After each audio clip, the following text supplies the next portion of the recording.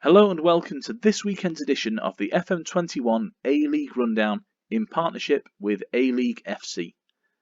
There is big news this week as the A-League transfer window has creaked open and several clubs have already made new players a priority.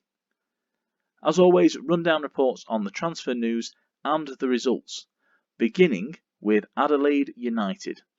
This week, the Reds led and then had to mount a comeback to earn 3 points at HPF Park against Perth Glory. Ryan Kitto opened the scoring before Bruno Fornaroli scored 2 for Perth. Kitto added a second before Tommy Juric notched the winning goal. Carl Vert has been busy in the transfer window, as moves for South Korean fullbacks Park Joo-ho and Seol Young-wo have been delayed, both awaiting work permits. As you can see, the one for Young-woo, decision likely to be made by Sunday the 14th of March. That's 2 weeks away here in the Mariners' massive universe. Connor Metcalfe has arrived on loan from Melbourne City, and Adelaide have made an offer for Western United's Aaron Calver, along with a young player from Watford. Djibril Touré could be on his way to Cooper Stadium. Brisbane Roar were part of an incredible first half at Dolphin Stadium. Brisbane and MacArthur scored 6 goals between them. Markel Suseta with the opener, followed by Loic Puyo, and then back came Brisbane. Joshua Brindle-South with 2 goals. Then we had one from Tommy Orr, which meant that MacArthur led, and Jordan Courtney-Perkins added a third for Brisbane to make it 3-3. Fullback Josh Brindle-South was player of the match with his 2 goals, and it seems like the second half was decidedly quiet, certainly in comparison to the first half, in front of 11,000 fans at Dolphin Stadium. Central Coast Mariners, ourselves, we won 3-1 against Patrick Kisnorbo's Melbourne City, with goals from Matty Simon, Janota and Stefan Jankovic sealing all 3 points. Several players have signed new contracts, including Matty Simon, Alu Kwal, Matthew Hatch and Ruon Tongic. As you can see, Matt Simon will continue in his role as a player coach. The deal to sign Cameron Devlin has been agreed, so that he will arrive in the summer from Wellington Phoenix. And we've gone in for a second Knicks player in the Mexican sensation Ulysses Davila, captain for this season for Ufitalai. Over, I was going to say across the Tasman, but it's not. It's in Wollongong this season. An offer for Kai Rolls from Western Sydney Wanderers on loan has been rejected out of hand. No interest in moving him on. Because we've got Ruon Tongic and George Niedermeyer now in defence, Kai Rolls is serving as the backup for those 2 gentlemen. So he can also play left back as well. So a bit of versatility there is not something that I'm interested in getting rid of. Ante Milicic remains under pressure at MacArthur FC. That's following the 3-3 result for Brisbane Roar, as mentioned before. There are problems though. Ivan Franic has suffered pulled knee ligaments, quite a serious injury, in training this week, and will be out for around 21 days, 3 weeks. As you can see, he has made 11 appearances so far and has 1 assist to his name. So pretty much an ever-present for MacArthur will be missing out for the next few weeks. Melbourne City suffered defeat to ourselves, the Mariners, in Gosford, despite a late goal by Nathaniel Atkinson. Speaking of young Nathaniel Atkinson, he has been named February's A-League Young Player of the Month. He beat Ben Falami and Jordan Courtney-Perkins to the award, with 2 goals in 6 appearances. Falami, just 1 goal, 1 assist for him, whereas Jordan Courtney-Perkins could bring 1 goal and 2 clean sheets to the table. Atkinson, a bit of an interesting tale for him. He was at Melbourne City last season, had arranged to move to Perth Glory in the off-season, but due to the coronavirus pandemic and the effects, that meant that he stayed with City and was eventually joined by Andrew Naboot, who was planning on joining Perth in quite a fearsome attacking lineup. Can you imagine Diego Castro, Bruno Fornaroli and Andrew Naboot? I think that Perth would be a formidable lineup there. That's not to say they aren't, having signed the quiet man, Andy Keogh, the Irishman, to serve up front. They've also, of course, got Nick D'Agostino, and he's going great guns at the moment there in HBF Park. Melbourne Victory claimed Big Blue bragging rights. Try saying that quickly. With a 2-1 win over their rivals Sydney FC. That was at Docklands Stadium, which is Marvel Stadium in sponsorship terms. Callum McManaman opened the scoring. Costa Barbaricius squared the ledger before Rudy Justed's goal won the day deep in added time. The offer for Jay Barnett that they made for the young player from Perth Glory, that has been rejected. So he will not be moving. While in the aftermath of the Big Blue, a war of words erupted between Grant Brebner and Steve Corica, with Bimby, the Sydney FC coach, commenting that he wasn't at all impressed with how Grant conducted himself before the match. I wish he could just let football do the talking, instead of having to resort to these mind games. The result just makes it all the harder to take, and I have to apologise to the fans because they're the ones who feel it most. Bit of problems there between the two coaches. Newcastle Jets lost by 2-1 against Western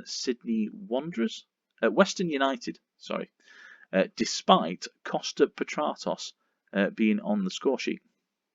Connor O'Toole is yet to receive a new contract. He's certainly looking for a stay of execution at Hunter Stadium, but a number of supporters are said to be concerned the club would be prepared to risk losing the player, who's got plenty of potential. You can't always make a living off of potential, you've got to get it done. Meanwhile, there is a bit of a problem for Ben Kantorowski. He was cruelly sidelined with a broken foot, so will miss up to 4 months of action. He is on the transfer list, apparently, at Newcastle Jets. I wonder why he is on the transfer list. Shall we have a quick look at the old squad view, see what's going on here? So the injury, there it is. The club no longer require his services. I find that very hard to believe, to be honest.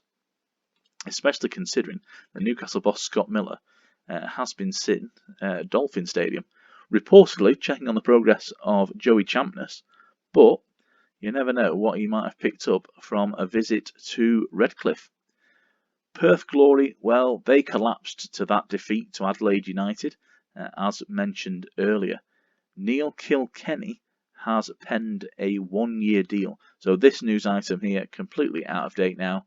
As you can see, Killer has signed a new 1-year deal to last until May of 2022. New Glory boss Tony Vidmar has received an offer from Western United for young defender Aidan Coyne, a 17-year-old centre-back. So Mark Rudan there looking at youth to give a bit of impetus to his defensive line. Steve Corica's Sydney FC lost in the Big Blue despite Costa Barbaricius ending his goal drought after over 11 hours of competitive football without a goal. The Sky Blues are looking to sign former Western Sydney Wanderers goalkeeper Daniel Lopar as competition for Andrew Redmayne. Wellington Phoenix had to rely on a late Josh Sotirio goal to overcome Western Sydney Wanderers, considered fortunate to beat the team from Bankwest Stadium. It was due to a mistake by Keanu Bacchus in the end. Rino Piscopo could be allowed to depart on loan, Ufi Talai considering sending him, as mentioned, in a press conference with goal. Talai is also considering the signing of Dino Julbic. They have made an approach to sign him. He was previously on trial with ourselves, the Mariners, earlier in the season when we were looking at defensive cover options. Over to Western Sydney Wanderers and new boss. Well, the new boss over there is the interim manager, Patrick Vanswyk. He witnessed Bernie Abini equalise Clayton Lewis opener before the Knicks took all 3 points at North Harbour Stadium.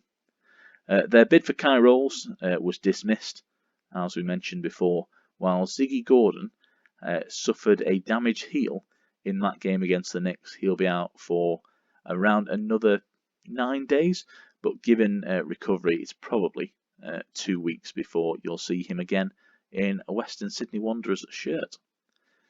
Western United picked up their 5th win of the season thanks to a 2-1 win over Newcastle Jets. Mark Rudan very happy to see goals scored by Max Burgess, can you imagine?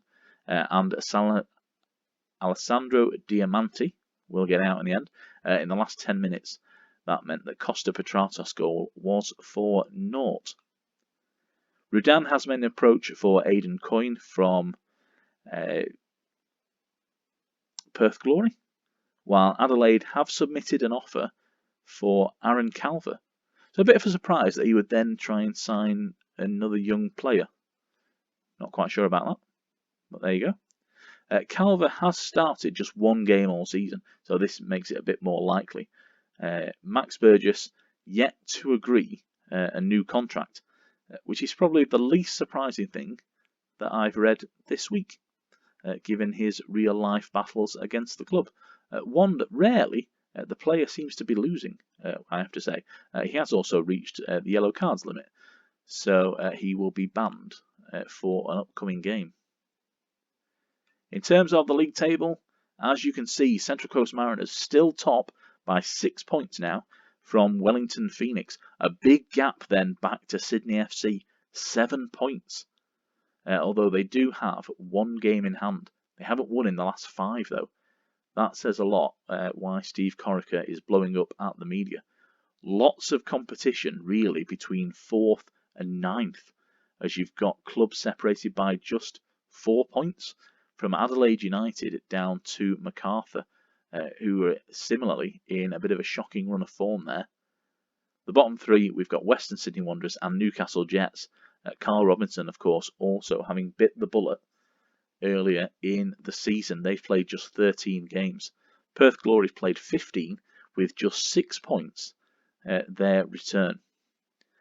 In terms of the upcoming fixtures, we have Adelaide United in their usual traditional Friday football slot against Wellington Phoenix. Western United play Brisbane Roar. We travel to MacArthur, so we go to Campbelltown Stadium, while we have a Melbourne derby also happening at the same time. Then on Sunday, it's Newcastle Jets. If you are in the UK, Sunday 5 o'clock is the start time on BT Sport. Join us there. Newcastle Jets host Western Sydney Wanderers, a fixture that's lost a bit of shine following Carl Robinson's departure, while Sydney FC face Perth Glory. Sydney on a bit of a bad run, Perth really needing the points themselves at the foot of the ladder. Do join me on Thursday. That is when the Central Coast Mariners travel to MacArthur, and then again Rundown will feature, as it has done, every week on Sunday. Find out what your club is doing in the Mariners' massive universe. Thank you for joining me, and I'll see you again shortly.